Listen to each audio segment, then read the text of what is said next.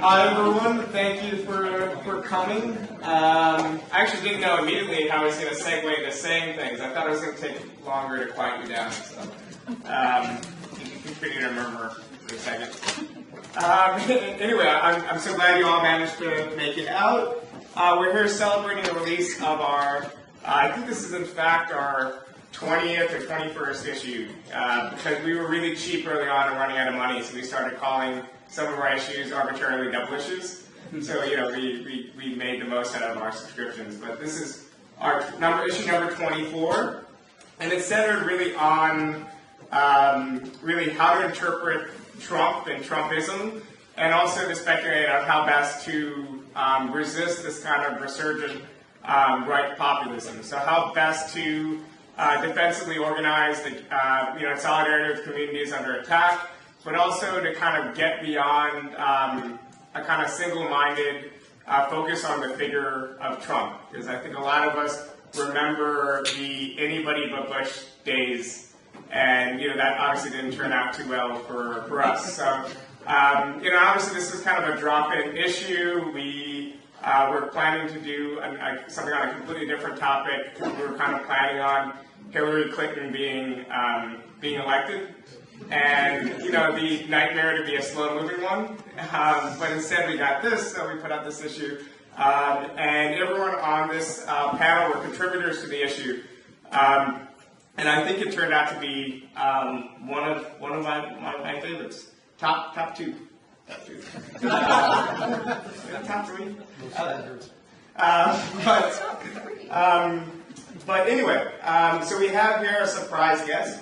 We have Charlie Post. Charlie is a frequent Jacobin contributor. He's a longtime socialist activist. He teaches at the CUNY Grad Center. He's really been someone who's been a fixture on the socialist left in New York and elsewhere, because he agrees to write when anyone asks him.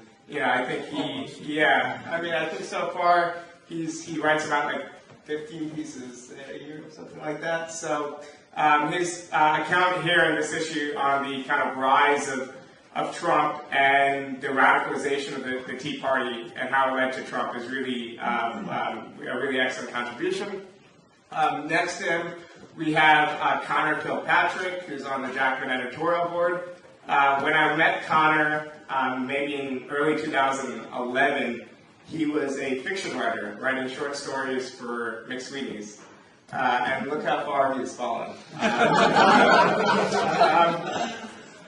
We also have Alex Press, who's a writer, and she's a PhD student in sociology at Northeastern. She's a really good contribution in the issue that's a little bit more polemical. It's about how kind of liberals have tried to explain away the election results pretty narrowly, just in terms of racism and sexism, and kind of refuse to look at some of the deeper issues that led to Clinton's defeat. And we also have a contribution from Susan Kang, who's an associate professor at John Jay.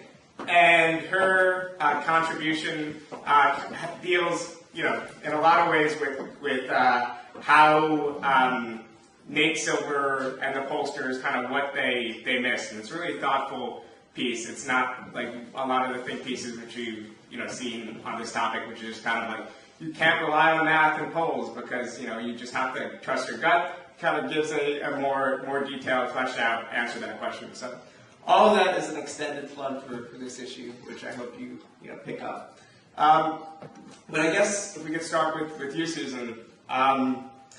This election obviously took a lot of us by surprise, but looking back, we kind of can see some patterns, and maybe say we should have seen it coming. Like, there was two of the greatest surprises in, electoral history happened in the same exact state with the same exact candidate kind of losing. So I was wondering if you could kind of rehash some of the arguments of your piece and talk about kind of what Nate and the rest of his crew, Nate Silver, and also like Mini Nate. What's that guy's name? Oh, Mini Nate, the guy that like Nate Silver. He borrows from us. Oh, Nate Cohen. What they missed.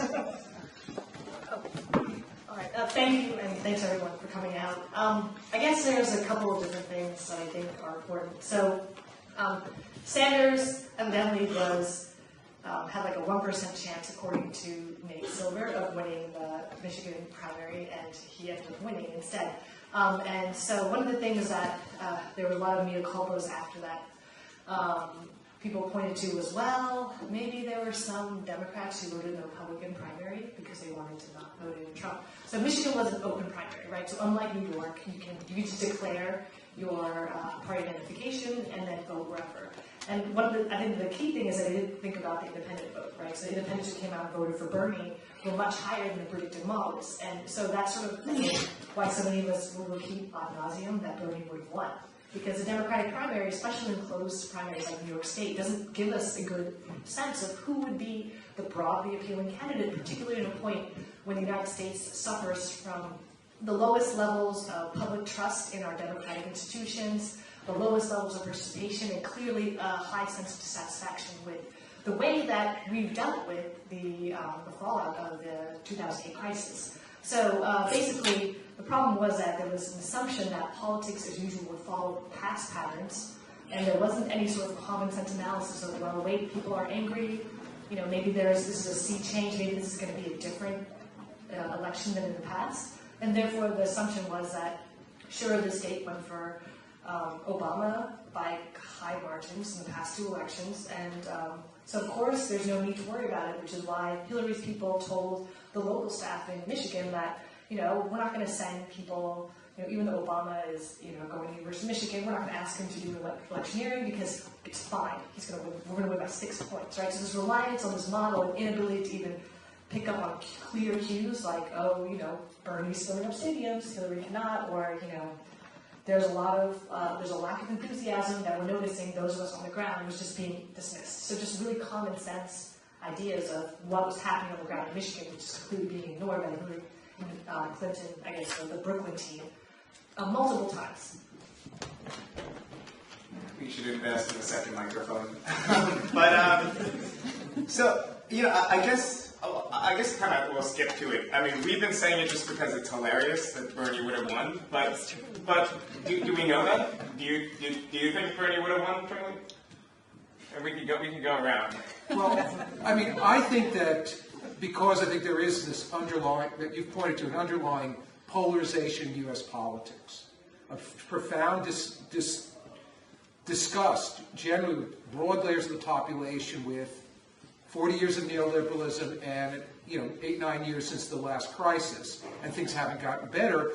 I believe that, in fact, I think that he would have done well. However, I think that if Sanders had won the Democratic nomination and Trump had won the Republican nomination, you would have seen the emergence of at least a temporary third party of capital, that Bloomberg or others would have basically tried to put Clinton or some other centrist neoliberal forward as a candidate. It would have been a very tight three-way race. It might have gone into the House of Representatives, and we might have then seen Hillary Clinton in the White House. I'm not sure that, given the actual relationship of forces between working people and capital in the society, the weakness of the labor movement, the weakness of the social movements, that a left populist, a social democrat like Sanders could have actually won the popular majority. But I think it would have been a much more interesting election. I sadly have to say, as much as I do think we should say Bernie would have won for good political reasons, I'm pretty convinced by what Charlie just said. But I mean, it would have been a fight that needed to happen if Bernie had been the nomination, and it would have unleashed forces in a battle that I don't think we really imagine sitting here right now. Like, I think, I like to think of if for some reason Bernie had been in Clinton's position where he won the popular vote but lost the Electoral College. I think about someone such as myself who, I'm not much of a protester, as Doug Henwood likes to say about Occupy Wall Street. Hey man, I'm not going to go poop in a bag. But I can tell you, if that had happened and Bernie won the popular vote and Electoral College victory still went to Trump, I honestly can see myself just stopping my life for weeks and months to go sleep out on the street in D.C. and insist, this guy is seated. Like, it would have created a popular confrontation with things, with the U.S. Constitution. I mean, it's a fight that needed to happen, but it didn't happen because who's going to go, get arrested for Hillary Clinton? Who's going to go take a pepper spray in the face for Hillary Clinton? I mean, Not for Hillary Clinton. Hillary Clinton. I mean, she went off to the fucking woods, talking to magical elves and shit, I don't know. So it's like, there are no elves in Capitol, man. Oh, good point. But, so, I think Charlie's right, but it would have started a fight that needed to happen. And we didn't get that fight. Instead, we're getting the fucking resistance, in which, I think there's a reason why George W. Bush is choosing this moment to try and rehabilitate his image. Because this is a perfect moment, because this is a moment in which everybody, one half notch to the left of Trump, can, position themselves as, well, at least he's not that. This kind of collapsing of political distinction and such it really worries me. And I have to say, this is one of many reasons why, not so secretly, but I really wanted Clinton to win, because, I don't think we want a replay of the Bush years, in which Warren Buffett and Neil Young, who I love, sang a song about maybe, please hold. No, Neil Young sang a song on his anti-war record, literally calling on Colin Powell to please run for president and save us. So, I think back to that time, and the Bernie moment seems just so beautiful that maybe it wasn't even true. But no, I mean, it was, obviously. But I'm just saying, the resistance, it's not been good for the left in some ways. Hi everyone, thank you for coming out tonight. Since Bernie would have won and Bernie wouldn't have won are taken as opinions here on the stage, and then Bernie would have almost won and then sparked a real resistance, I will say that I am not sure Charlie's right. He might be. I mean, this is all counterfactual history. But I think what Charlie mentioned is that we don't have a really strong labor movement, and so my idea of what could have happened quite possibly is Bernie does win because, say he gets the Democratic nomination, and then, the party kind of coalesces around him and realizes that he can't possibly get his policies he wants passed through much of Congress anyway, because there is no strong labor movement forcing that legislation by being in the streets and kind of giving the extra institutional support that I think we've seen is necessary to get strong social welfare policies passed in our history. The New Deal came from having a fighting labor movement, and we don't have that. And so, in addition to being a writer and a PhD student, I'm also the broken record who wants to talk about the labor movement and rebuilding the labor movement. And so I think Bernie might have won, but it wouldn't have mattered that much compared to Clinton. Certainly better than Trump. But we aren't really sure what Bernie winning would have looked like anyway. So that's my downer take on all of this. I think that's absolutely right. That we can kind of imagine a left populist winning an election, but I think it's almost impossible to imagine a left populist kind of mustering the social forces necessary to even win social democratic, reforms today. So I guess we get off but so when this conversation about the Democrats and what happened, obviously not among us, but generally often turns to issues of competence and issues of tactics or whatnot. So maybe Joe Biden would have been different, right, because of his rhetoric, or maybe if Clinton didn't do. I mean, there were some weird things that were publicized. I don't know how much of this is indicative of our strategies as a whole, or just kind of little side elements, but investing in radio ads in Los Angeles, and not investing in some Rust Belt or whatever. How do we weight that? And how do we shift the conversation from that or from Russia and other stuff to more political issues? Yeah. And I guess beyond that, how do we actually factor into the extent in which it was this narrow of an election, and a lot of Americans are sexist, and I'm sure there are probably enough people that said, Hillary Clinton is a woman, and that's one reason why I'm not going to vote for her and whatnot. So how do we respond to liberals who bring up those things when there seems to be kernels of truth in all those individual kind of, critiques? So I think the first thing is not to dismiss those whole cloth. I think certainly racism played a huge role in the election of Trump, and it's playing a huge role now in post-election politics in the United States. And I think sexism to some degree also played a role in Hillary Clinton, how attacks on Hillary look in the mainstream media or in popular discourse generally. And I actually just read Charlie's piece on the bus ride down here from Boston, and he goes through the results from the key states in the Rust Belt really well, showing how slim this victory was for Trump in the Electoral College.